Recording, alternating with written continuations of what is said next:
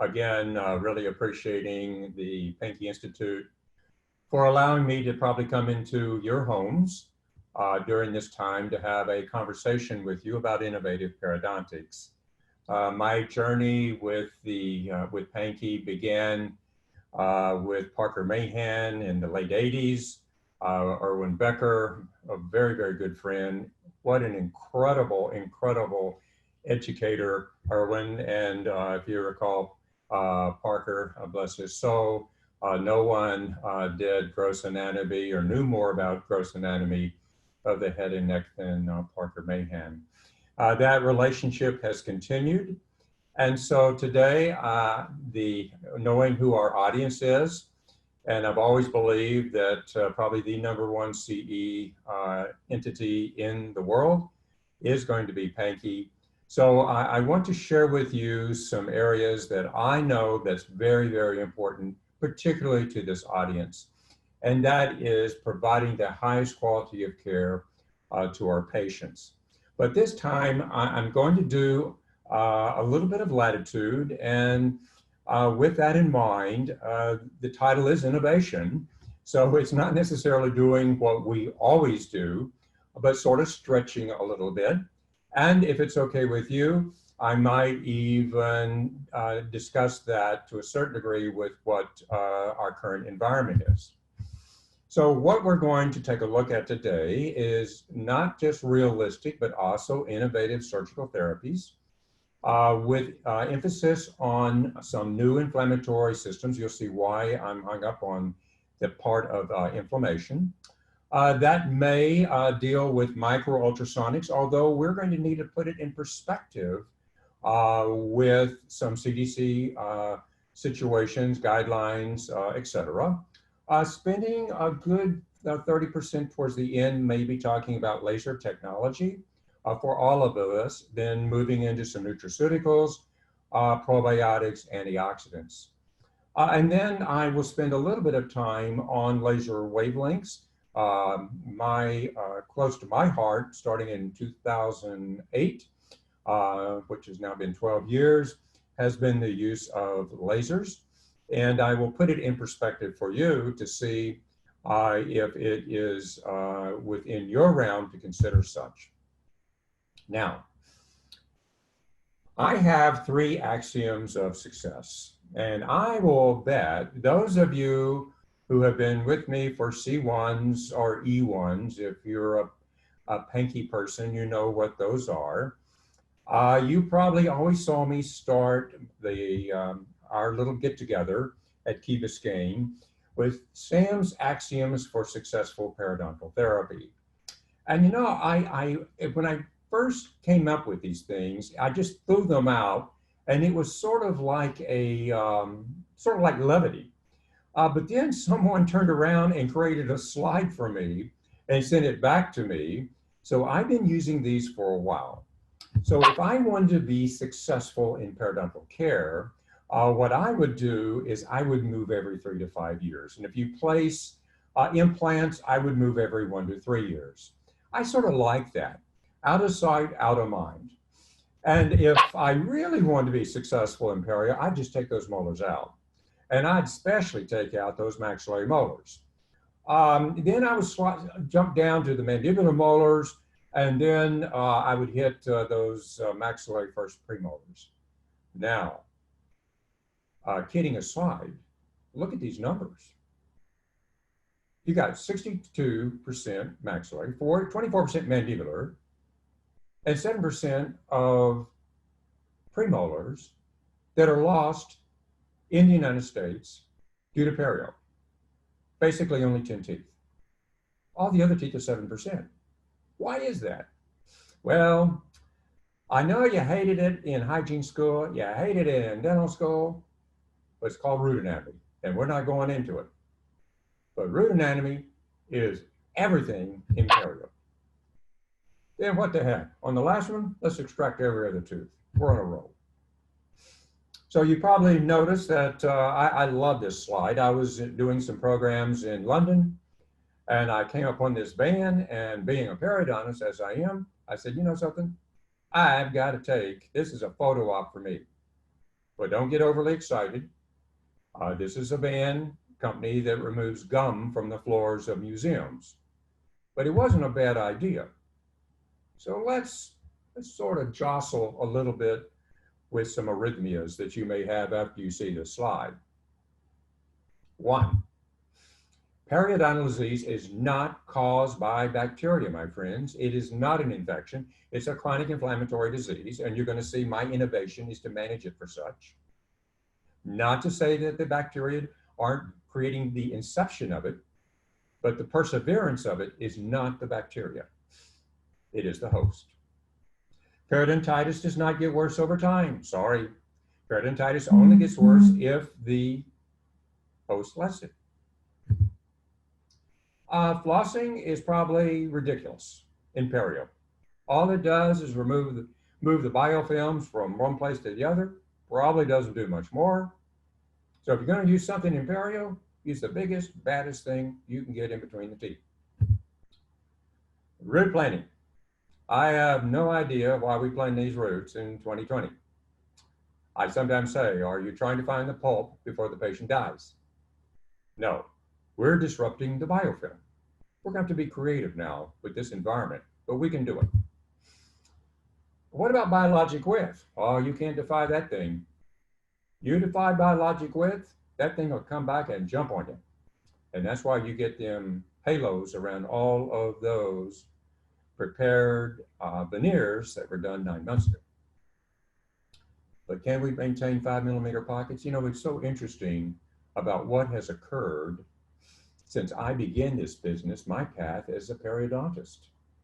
Back in my day, it was 2 1 2, 2 1 2, 2 1 2, 2 1 2, 1 1 1, 1 1 1. If I didn't get 2 1 2, 2 1 2, 2 1 2, I'd be thrown out of the Perio League. Now, I've even gotten some 5s, not my own mouth, but some of my patients, I can't believe it, have 5mm pockets. And we'll talk about that. If I were doing, and as we go back to work, if I were doing a business plan, my friends, I would suggest to you that managing periodontal disease, and I'm going to talk about swim lanes before we finish. Swim lanes. One swim lane is the hygienist, second swim lane is general dentist, third swim lane is a perio.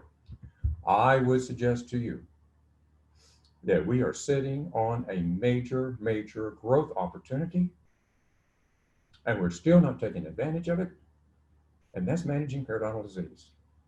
And I'm going to show you why now it is probably as important as ever. But it's not an easy sell. You probably have known that sometimes I've said that if I'm going to be reincarnated, I'm coming back as an endodontist on Friday afternoon.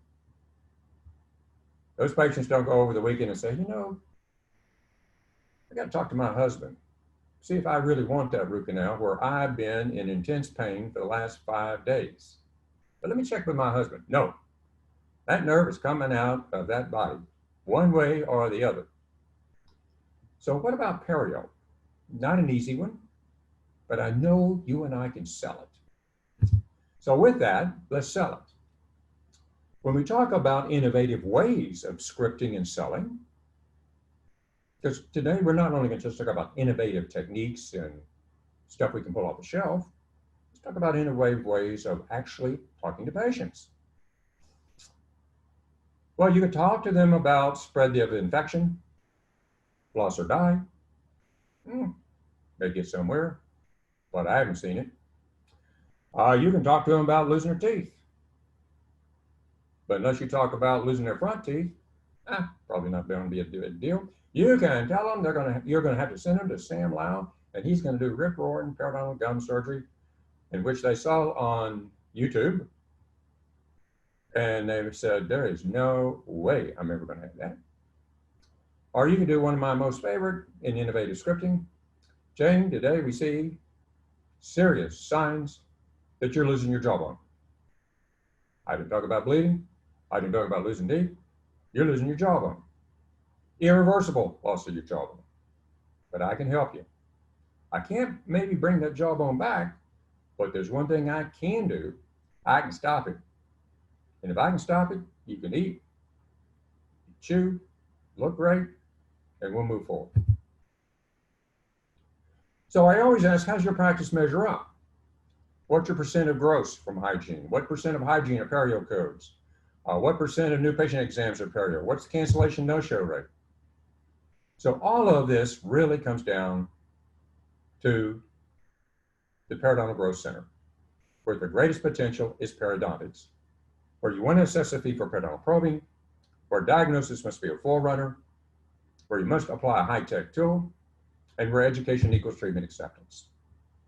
So where we have spent all of our time on this calculus thing, I don't want to stop doing that. We need to start also spending our time on the patient's response to that. And in that, that is called inflammation. And we're going to talk about that. So in doing that, wouldn't it be appropriate, I think so, of determining who's hot and who's cold?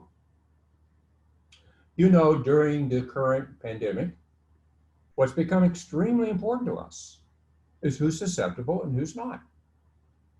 At the top of the chart, it's not unusual to think that it would be cardiovascular disease, that it would be diabetes, that it would be any type of chronic inflammatory disease. The same thing, to a certain degree, on susceptible and resistant applies to any, my friends, chronic inflammatory disease. So I can tell you my easy, quick trick to this. If you're over 40, you got calculus like barnacles on a ship hole, and yet you have early periodontitis, you're not going to lose your teeth. You're not going to lose your teeth. If you're under 40, those roots are as slick as they can be, and you got severe periodontal disease, my friends, you're susceptible. And that's the way it's going to be. And so I have formulas for that. But the difference is, where many practices, including Perio practices, talk about it, I actually put it in a chart. I actually have this diagram in my chart for everyone to see, including my patients, so that you can determine at moment's notice who's hot and who's cold. So let me tell you about the innovation here. If you're susceptible, you're on a 3-month recall. If you're resistant, you're on a 4 to 6 month recall. And changes are made also in what we're going to do, which I'm going to suggest to you. I mentioned this before if you were with me during the Boomer symposium. This thing is fantastic. I can easily tell you this without conflict of interest because, for the most part, this is free. And I highly encourage you that you can take the demo on Previsor, and within minutes, you can determine if a patient is hot or cold relative to caries, relative to perio, and also relative to oral oncology. But you gotta know where the bone is. Now let's talk about innovation. Well, here's what happened to innovation in radiographs to me as a periodontist. What you see at the top is innovation taken with digital sensors. What you see at the bottom is innovation taken with phosphor plates.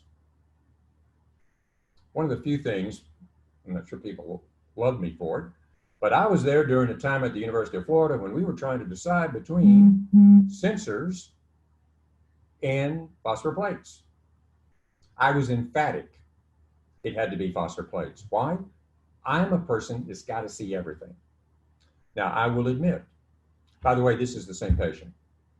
I will admit that what we're seeing now is basically with 2D pans, digital pans, that I can almost diagnose bone off those things. So what you may be seeing now is, for the most part, people using 2D digital pans for bone, and then coming back with horizontal bite wings with sensors for caries. But I still hope your horizontal bite wings are better than what you see here at the top. And you've got to do periodontal probing. So this is a great code. If you're in the United States, please use this code. I just did a webinar with one of my good friends, Teresa Duncan. She's phenomenal if you've not heard her or used her for coding. And she went crazy over this code. So please, whether you get paid for it or not, please use this code. This code, it tells the world that you did a comprehensive periodontal examination. New or established patients can be preceded by D0150, but this is a great, great code. And that it tells anyone, third party, anybody, that you did a periodontal exam. Now, being from University of Florida, being from Florida, I have allegiance to my Florida probe, and if you don't know about VoiceWorks, please take a look at it. Because the one thing as a consultant, when I go into a dental practice that I run into consistently, is that no one wants to chart. I mean, it's purgatory. And no one wants to help anybody chart. So what happens? It gets put off. We'll do it next time. We'll do it next time. We'll do it next time. The only reason I created Florida Probe with my friends, and thus, again, VoiceWorks, well, actually, it was to make some money, which that didn't happen. Somebody asked me the other day, so who's your competition with VoiceWorks? I said, practices that don't chart. But VoiceWorks is phenomenal because here you have a hygienist with a microphone and everything she says, within reason, goes on that chart. So it is a phenomenal system, works on anything Microsoft. And yes, I do enjoy it. And by the way, it talks to you. You say 6, it says 6. It can be in different languages. You can talk to it in different languages. It's a printout, is fine. But what Teresa Duncan loved about it is that it shows third parties, insurance, actually what's going on in the mouth. They want to see what's going on in the mouth, the reds, the blacks, the bleeding, so forth. So, can I also mention something about dental hygienists? Dental hygienists should have the best equipment out there. Now, I don't mean about being unreasonable, but great equipment.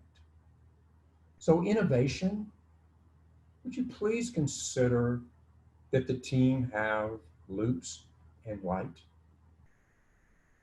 It doesn't have to be $8,000 loops. But what you're seeing in practice is from an innovation standpoint, is the entire team is wearing loops and light. You're seeing that the overhead light is disappearing. Why do you need it? When you're sitting there working as a dentist, your dental assistant also has loops and light.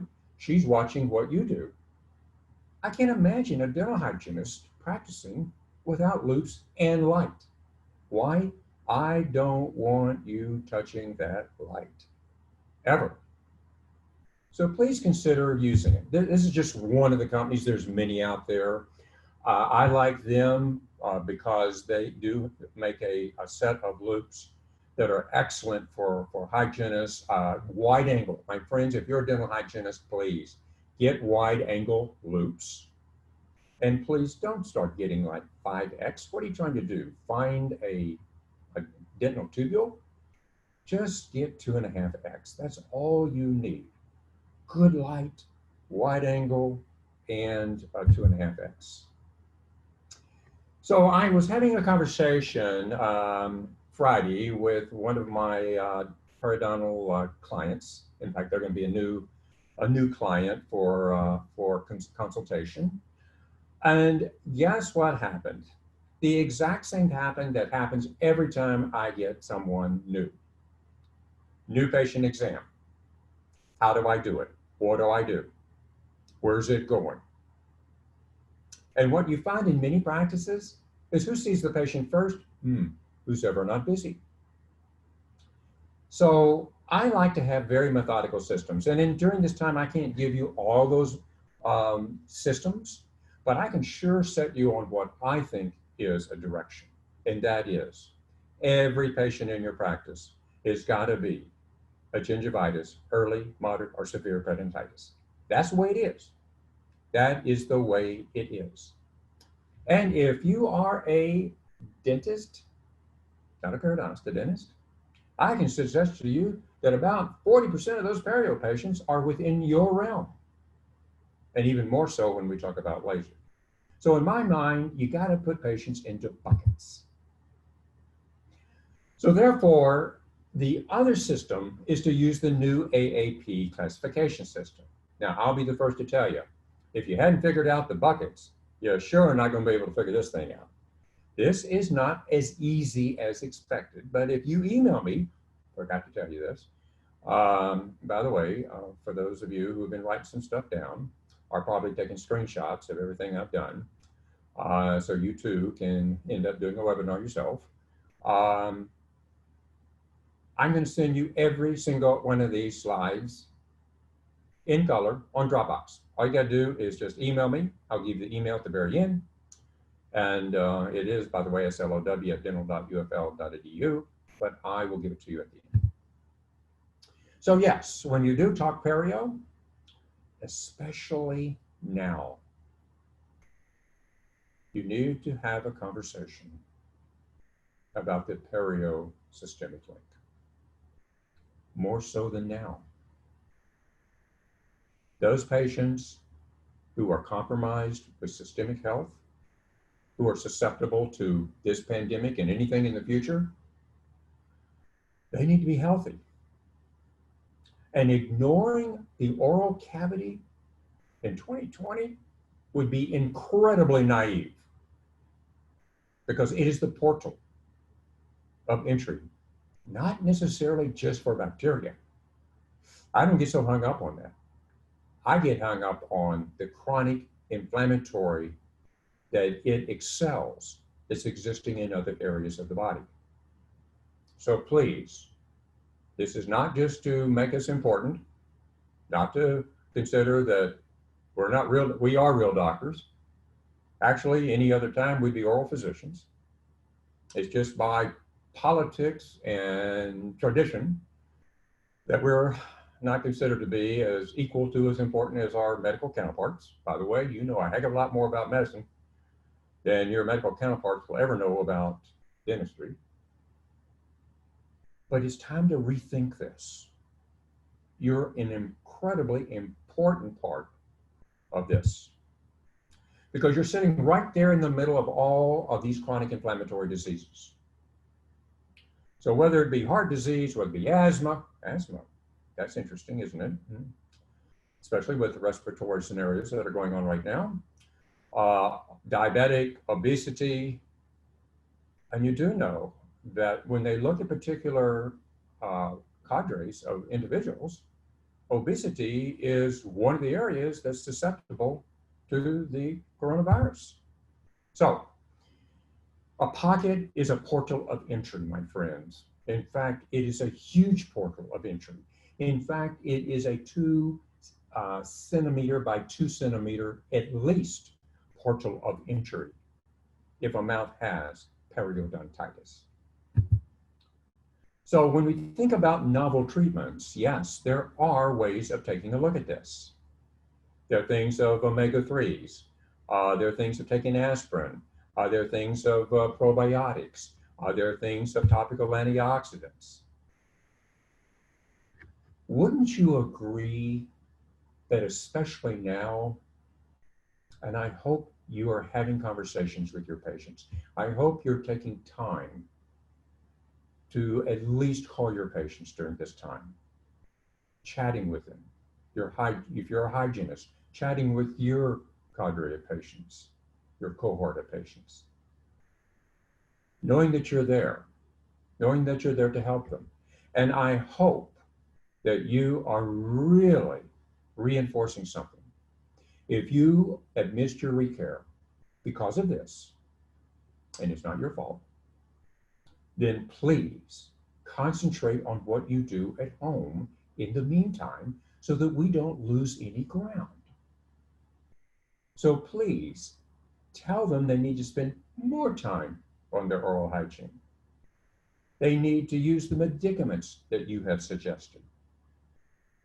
that you're there for them. You know, I was reading, I was on a blog with Dental Town, and someone said something very interesting. He said, you know, the difference between a successful practice and a not successful practice is not necessarily the building. It's the people in the building. And when we come back, you watch. Those practices that are going to jump back are the ones that they have long-term relationships with their patients. Those hygienists that have long-term relationships with those patients. So I hope you've been maintaining those relationships. So if you look at periodontal disease, there is an intraoral oxidative stress link here. There's no doubt that it is there. And intraoral oxidative stress is the same thing as systemic oxidative stress, and that means these are free radicals, and that means that you've got to neutralize these free radicals. And the only way I know to do that is with antioxidants. Doesn't matter to me if it's kale, I hate it, but kale doesn't matter. But it has to be antioxidants. So one of the antioxidants that we love is something called Periodontics. It's a gel that we use, and you can see the results after 2 or 3. This is topically applied by patients. And those practices that use this gel for their patients, you know, they're calling up the patients and saying, hey, are you maybe using the gel once or twice a day? I need you to use it maybe 2 or 3 times a day. But that's true of any medicament you've suggested to that patient. They've got to do what you're not able to do right now. And so therefore, I mentioned before, some of these gels and rinses are also outstanding against xerostomia. Because many of these patients that are out there are, especially, by the way, sorry to bring this in, but you know, there's a certain level of fear and anxiety in the world right now. And fear and anxiety, if you already are a dry mouth patient, can really bring the bar up very, very high. By the way, you can get some of here's one of these products, Perio, you can get some of these products through Amazon. So they don't have to come to your office if you're managing it. If you've got products that are also sold on Amazon, send them to Amazon. Now, don't let them get into the habit of using Amazon, because you do want to come back to your practice. But if worse comes to worse, for the health of your patients, quality of care, find other ways, even if you have to take it, you know, no, I was going to say take it, put it in their mailbox. But these things, but the bottom line for me is oral hygiene has to be at an extremely high level right now. I'm not going to, this is innovation though. I'm not going to go into detail here, but if you've heard me speak about this, I'm not going to stop speaking about it, because I do believe that it's our future. I believe that dental offices need to be retail centers for oral hygiene products. And I believe that now more than ever. I believe that they should be getting their oral hygiene products from us, even if you give it to them free. Dr. Pankey, do what's your best, the money will come. Or you charge them, it doesn't matter to me. But out of convenience and making sure they're using the right products. In my mind, it's a retail center. So therefore, here's another one. And there are a few out here on the market, but I thought I would give you one that I believe is incredibly innovative, and that is oral probiotics. You see, I'm believing now that it's not about kill them all, take no prisoners, that this is about shifting the flora from the bad guys to the good guys. And that's what these probiotics do. And some of these probiotics even whiten teeth. So again, I'm not going to spend a great deal of time on this, but this is about your ability to be able to take patients through systems approach. So for oral hygiene, use electric. I don't care which one it is, use electric. Use oral irrigation, whether it be high-tech oral irrigation or standard oral irrigation. Have them do their oral hygiene at night, not during the day, not in the morning. Oh, they can brush their teeth if they want, but at night with the lips closed, with very little saliva, they should be, your innovative practice should be having everything done at night.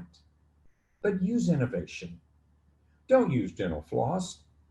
Use these things. These things work. These things work, especially if they're periodontal patients. So when we get to start to do these things, you see that for the most part, floss doesn't work. It never has worked. For periodontal patients, you need something that goes into these kind of cavities.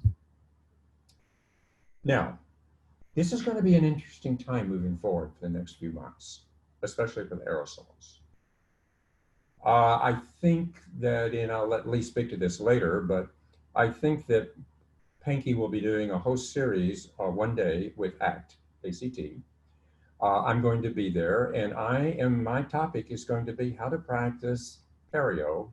I think my topic in how to manage Perio in an age of abnormality. Not normality, abnormality. I hate the new normal. There is no such thing as new normal. It's abnormal. And in doing that, we're going to have to take another look at this. And here's what I mean.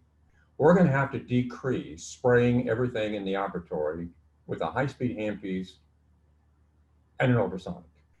There are ways of doing this, by the way. We're probably going to spend a little bit of time now going back to manual instrumentation. But please don't let it be like we did before.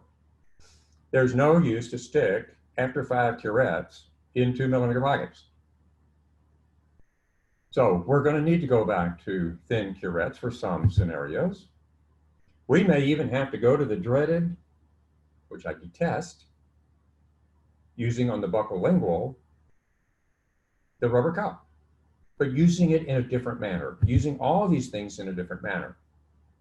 For ultrasonics, piezos, turn the water down. You don't need the water.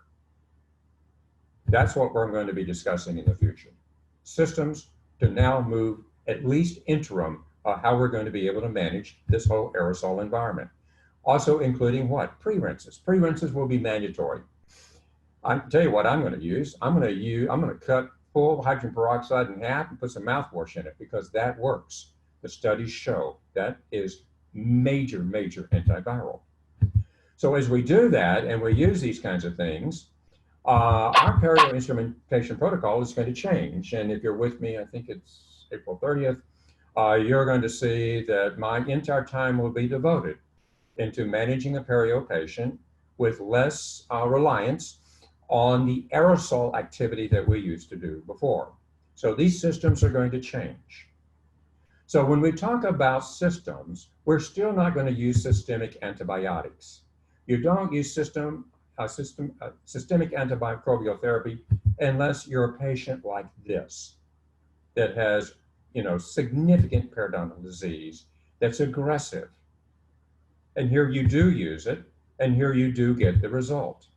And you get a great result from the reds to the black. You may rely on some local delivery antimicrobials. I don't, but you may decide to do more of that. You may decide that maybe this is where you need to be in some of those periodontal patients. You may develop the fact that there is significant results with ultrasonic, but also the same with other things. We may need to talk more about dental hygiene. We may need to talk about increasing hygiene productivity. We may need to have conversations about, especially now with dental hygienists, on selling yourself, your products, your self-motivation. Dental hygienists were never tooth cleaners. Coming out of this, they're going to have to be less tooth cleaners. We're going to have to really now look at hygiene productivity more than ever. And even though I will talk about the 1-hour appointment, I would suggest to you, I'm moving everything to 45 minutes. Innovation. No more shots with a syringe that's been around for 120 years. Computerized anesthesia. I love this thing. And yes, you can do some of this, but what I want to finish up with is about lasers and where lasers are in what we do. And to do that, what I'm going to do if you don't mind, is I'm going to, here we go.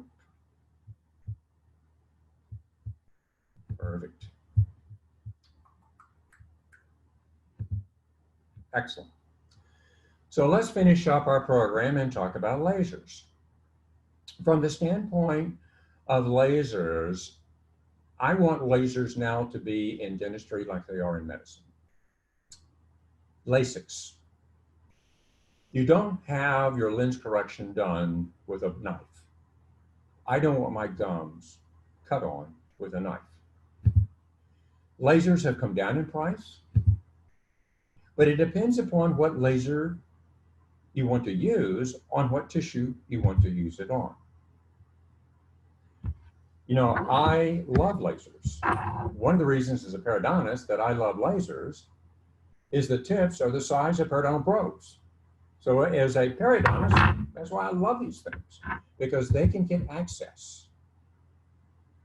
Some lasers whiten. Some lasers do what we call photobiomodulation, which I love, which if you talk to veterinarians, they have these lasers. If you talk to chiropractors, they have these lasers. Every sports team has these lasers. So diode soft tissue lasers are wonderful. But I want to speak to them from a more of a perio standpoint than just removing some gingiva. So diode lasers, especially in those states that allow a hygienist to use the laser, and there'll be more, is cervical root desensitizing, herpetic lesions, aphthous ulcers. And yes, nothing manages aphthous or herpetic lesions better than a diode or an all-tissue laser. They work exceptionally well. So when I talk about lasers, however, in periodontal care, we want to talk about laser bacterial reduction and laser curettage. And again, I'm creating protocols for this. But in laser bacterial reduction, what I'm going to suggest to you, because there's no aerosol produced in laser bacterial reduction, my friends, it's a diode. Well, what I'm going to suggest is now with laser bacterial reduction, and this is speaking for Sam, no other company, when you look at the lasers and their activity, what a great study done by a periodontist, Dr. Odor, Romania, using a diode laser, but putting hydrogen peroxide. Remember I talked about the incredible properties, antiviral properties of hydrogen peroxide, putting the hydrogen peroxide in the sulcus, and then using a laser, uninitiated tip, no heat. I can't imagine plume. And then activating the hydrogen peroxide with the laser tip itself. I can tell you the data on this, as far as knocking the socks off of periodontal pathogens, is absolutely spectacular. Very, very well done study. To me, that's innovation. The next procedure, if you can, and you're in a state that allows a hygienist, or if you're a dentist with a diode, please consider using laser-assisted periodontal therapy called curettage. It is a phenomenal procedure, especially for early periodontitis, pocket depths under 4 to 5 millimeters, under like 6 millimeters or less, patients just with 20% or less bone loss, even for moderate patients that won't see a periodontist. This is a great procedure, but you must use manual instrumentation and our ultrasonics with it. So you get tissue disinfection, cauterizations, and by the way, this is FDA cleared and approved. Sealing of lymphatics, tissue loosens, denatured cow. By the way, laser bacterial reduction is now FDA approved and cleared. So these procedures, they deepithelize, they degranulate, they do the things we want. And then when you get really, really good with these lasers and you start appreciating low-level laser therapy, my goodness, there's no end in sight of wound healing that can be done with very simple diodes. So yes, there are all tissue lasers. All tissue lasers are able to do more than just soft tissue. They're able to affect bone. They're able to affect root. They're able to remove smear layer. They're able to decorticate bone. They're able to degranulate. They have tips that are 0.4 millimeter in diameter, the same as a periodontal probe. And they're very effective, even with moderate to severe periodontitis. On the top, you'll see our patient, a lot of reds. If you look between the maxillary centrals, notice the angular defect. This is a broad 3-wall defect. And notice 5 years later,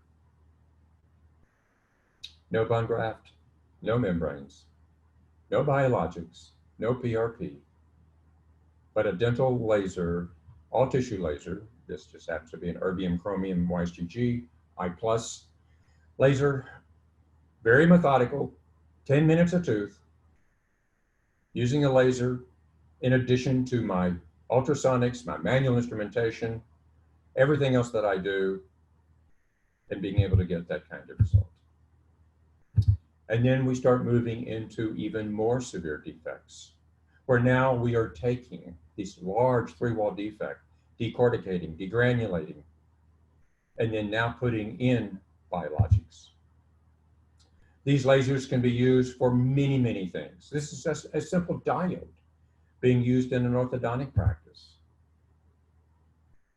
Whether it be a diode, kind of slow, but this is using, again, an all-tissue erbium chromium YSGG laser to actually go in for the melanocytes and remove the melanin pigment, and look at this incredible result.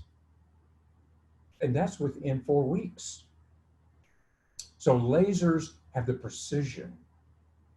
They're based on science. They have the physiology. They're minimally invasive, which, by the way, is what patients want. So this is Ricardo Matrani. Ricardo is a prosthodontist in Mexico. He's part of the Spear group. And notice this wonderful, wonderful smile design case that he's doing with an all-tissue laser. And notice he's actually removing osseous within the sulcus to maintain his biologic weight. And look at this incredible result that he's getting. By the way, I'm going to use Ricardo again. I don't know if you know this, but erbium lasers can also remove ceramic veneers and crowns and do it in 30 seconds to 4 minutes. Veneers are generally in 30 seconds to a minute. Crowns are going to take a little longer. They may come up to 3 to 4 minutes, but no more cutting. And when these things come off, when they come off as one piece. So if you even want to put them back on, you could, by just, and also removing the cement. So lasers, my friends, are in my mind, in my practice, a very central part of what we are doing now and as we move into the future. Patients want holistic dentistry. They want minimally invasive, and lasers are nothing more than organized light. So as we move into this whole game of implants, I just want to mention, as I did with the boomer thing, please start looking at different ways of managing these implants. You know, my area has always been air delivery medicament systems. If you do that, you're going to especially need to pre-rinse. You're especially going to, high-speed evacuation is going to be absolutely critical on everything that we do in the future. So in my mind, high-speed evacuation and pre-rinses are going to absolutely be at chairside mandatory for what we do, but we get some great results. So let me conclude. If you've got a patient that is in that early periodontitis, first of all, that's your patient, but it is not a prophylaxis patient. It's a periodontal debridement patient with curettage.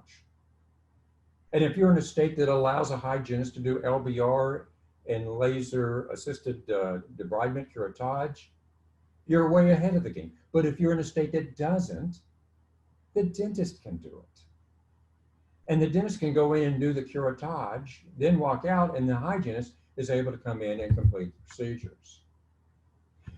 But if you've got patients that are moderate to severe periodontal disease and they are willing and compliant, then we need to be doing periodontal surgical procedures. But I'm suggesting that we do it with innovative laser. And many of these procedures, especially in the moderate periodontitis, can be done by you out there who are general dentists. If you don't want to deal with the severe, which is 10% of all cases, then refer them to the periodontist. So how do I manage a patient who refuses to see a periodontist or to have periodontal surgery? Document. The root planning must be very, very competent, or periodontal debridement, increase the frequency of the recare, place emphasis on the oral hygiene, and possibly do some pharmaceutical intervention and some laser intervention, but compromise the restorative. But please understand, that's why there are specialists out there. They're there for the cases that you don't want to do.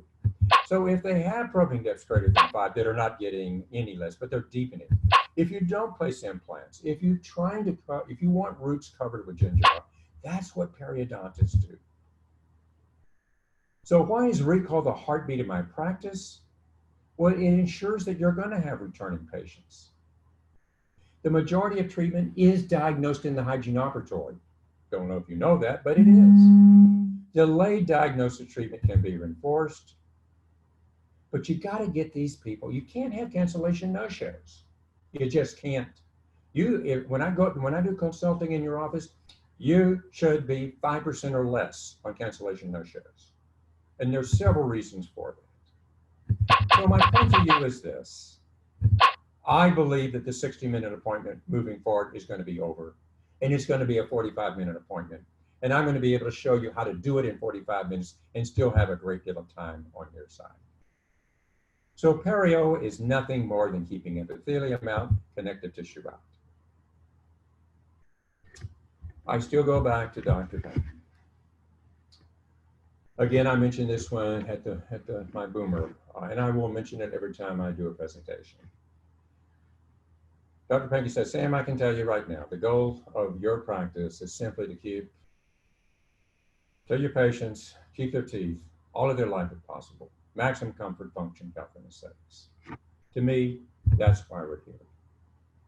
If you would like a copy of this, we are colleagues. If I can answer any questions, email me. I'll be more than happy to be able to part some knowledge with you and do whatever the two of us can do to make those patients healthy.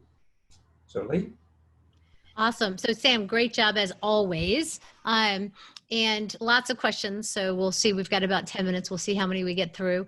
One was a question that you had mentioned using ultrasonic without water. I think you shocked some people. I don't think people knew that was possible.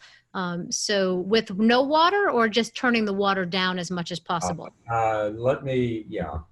I don't want everybody going out there and burning everybody's teeth out.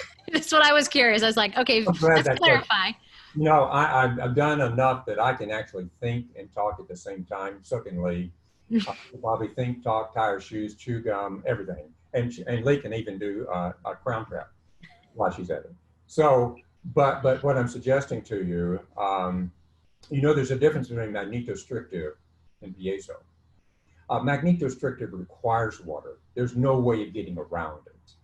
A piezo requires less water because it is a crystal.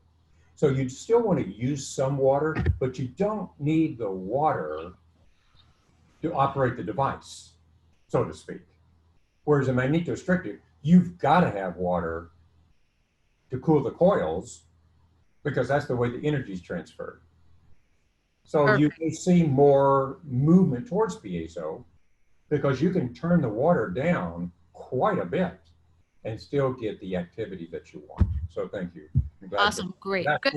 Good clarification. And you are correct. We're doing 5 hours of Pankey Day V2 with ACT, and that's April 30th, and you're one of our 5 speakers. So thank you for doing that.